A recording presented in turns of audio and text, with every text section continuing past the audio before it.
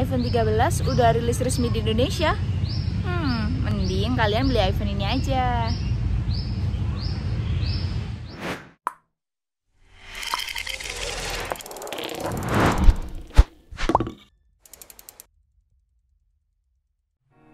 Buat kalian yang baru datang di channel ini, kami ucapkan welcome ya.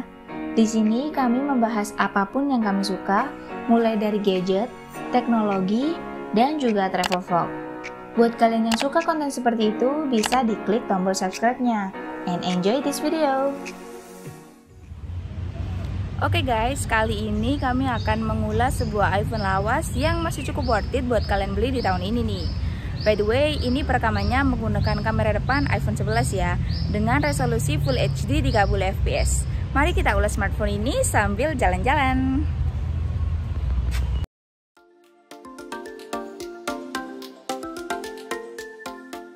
Soal desain dan build quality-nya, iPhone nggak perlu diragukan lagi nih guys.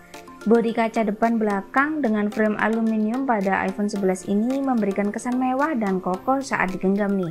Pas banget gitu di tangan. Walaupun desainnya nggak seperti seri 12 ke atas ya, yang mengotak gitu.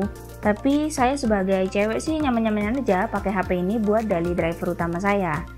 Tombol power dan tombol volume pun mudah dijangkau oleh tangan kecil saya. Ya memang sih desain kayak gini tuh sangat bersahabat dengan bekas sidik jari. Namun kan masih bisa kalian pasangin case ataupun skin. Oh ya nih guys, FYI, kami beli iPhone ini tuh second ya. Jadi baterai health-nya berada di angka 95%. Dan nantinya kami akan bikin video tentang penggunaan kesehariannya ini mampu bertahan berapa lama. So pastinya jangan lupa buat subscribe dan nyalain lonceng notifikasinya biar kalian gak ketinggalan video tersebut. Oke nih, kami akan bahas beberapa hal menarik di iPhone 11 ini. Walaupun prosesor yang digunakan itu prosesor 2 tahun lalu ya, yaitu A13 Bionic, namun untuk performa yang dihasilkan itu cukup kenceng guys. Dibuat sosmedan, streaming video, serta gaming, smartphone ini masih cukup mumpuni. RAM 4GB yang diberikan HP ini tuh udah cukup banget buat memenuhi kebutuhan sehari-hari saya.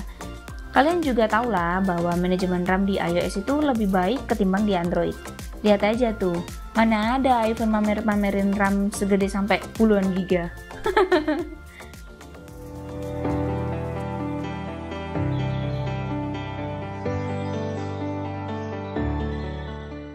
Internal yang ada pada iPhone 11 kami sih cuma 128GB doang.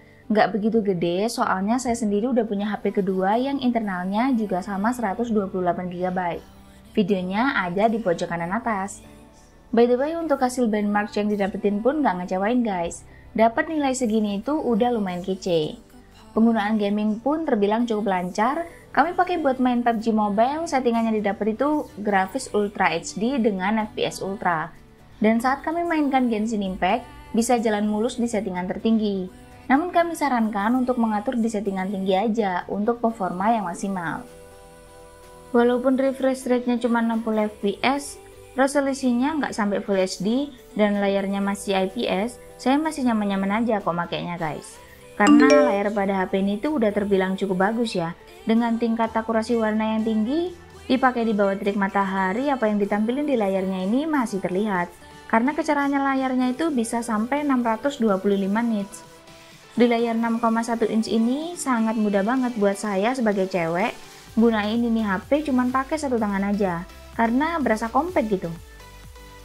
Bezel layarnya ini terbilang cukup tebal nih, dan karena saya sebelumnya tuh seorang user Android ya, kayak aneh aja gitu lihat font segede ini. Cuman lama-kelamaan sih saya jadi terbiasa buat streaming YouTube ataupun Netflix mah masih aman-aman aja ya.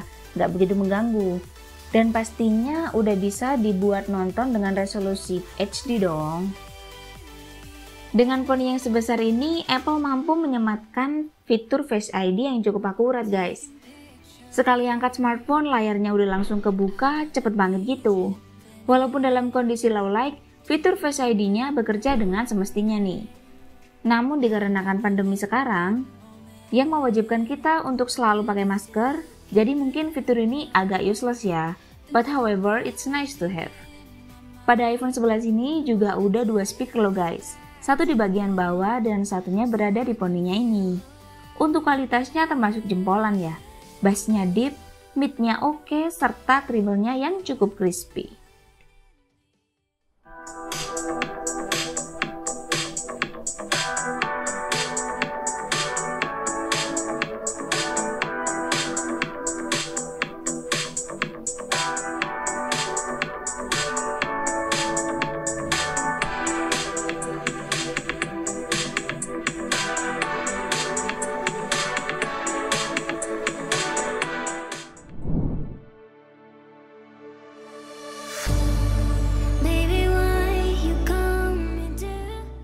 iPhone 11 ini memiliki kapasitas baterai sebesar 3110 mAh yang support fast charging hingga 18 watt, serta wireless charging nih. Namun kami nggak akan begitu detail membahas penggunaan baterai ini guys, mengingat smartphone ini kami beli second bukan unit baru. Sebenarnya ini pertama kalinya ya kami mencoba sistem iOS ini, dan awal-awal penggunaan itu kami sempat bingung nih, gimana pengaturan per aplikasi yang terinstall, dan gimana cara share ke beda ekosistemnya, serta yang lain-lain juga. Namun setelah beberapa hari kami menggunakannya, ternyata kami sudah bisa terbiasa dengan sistem iOS yang terkesan simple. Nah, ini hasil perekaman kamera belakang menggunakan iPhone 11 ya. Dan kalian bisa nilai sendiri gimana hasil perekaman video serta audio yang dihasilkan nih. Dan kalau kalian mau ganti-ganti lensa, kalian nggak perlu stop record dulu guys, karena dia bisa langsung gitu.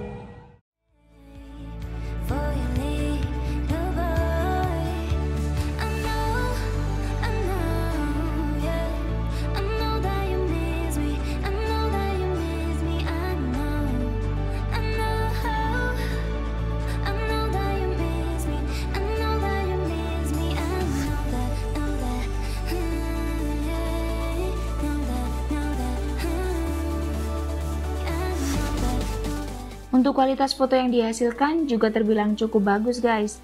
Di pencahayaan yang cukup, detailnya dapet, warnanya natural, dan di beberapa skenario menunjukkan kalau HDR-nya di iPhone 11 ini tuh nggak kalah sama smartphone Android di rentan harga yang sama.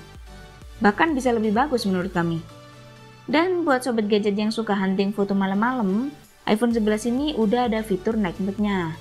Namun sangat disayangkan ya kalau fitur ini tuh hanya tersedia di kamera utamanya aja. Setup kamera yang ada pada iPhone 11 ini tuh cuma dua aja guys, lensa utama 12 megapiksel dan lensa ultrawide 12 megapiksel juga. Walaupun gak ada lensa zoom, foto potret yang dihasilkan itu cukup fotogenik loh guys.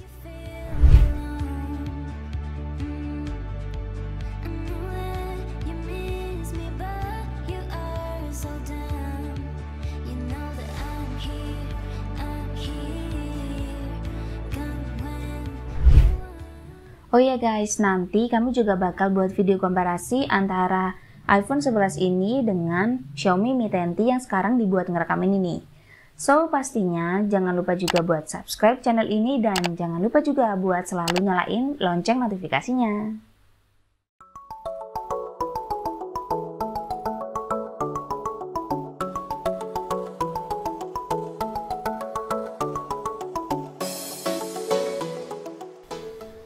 Menurut kami, iPhone 11 ini masih cukup layak kalian gunakan di tahun 2021 ini. Bahkan mungkin bisa sampai 3 atau 4 tahun ke depan. Mungkin kekurangan dari iPhone 11 ini tuh nggak adanya fitur fast charging sekencang smartphone Android saat ini. Tidak adanya fingerprint sensor, serta layar yang belum Full HD. Namun dibalik itu semua, masih banyak banget kelebihan yang bisa kalian temukan pada smartphone ini.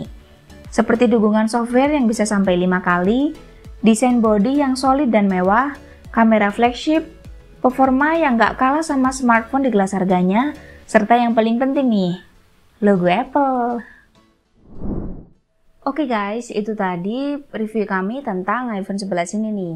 Dan seperti biasa, untuk link pembeliannya kami cantumkan di kolom deskripsi di bawah. Dan terakhir, jangan lupa buat like video ini, subscribe juga buat kalian yang belum subscribe, dan jangan lupa buat share link ini ke teman-teman kalian. Bye-bye!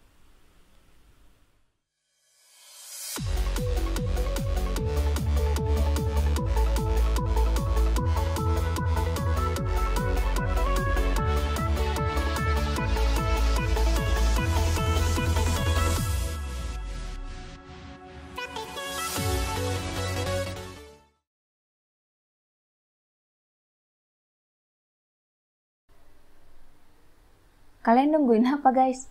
Videonya udah selesai nih. Matikan!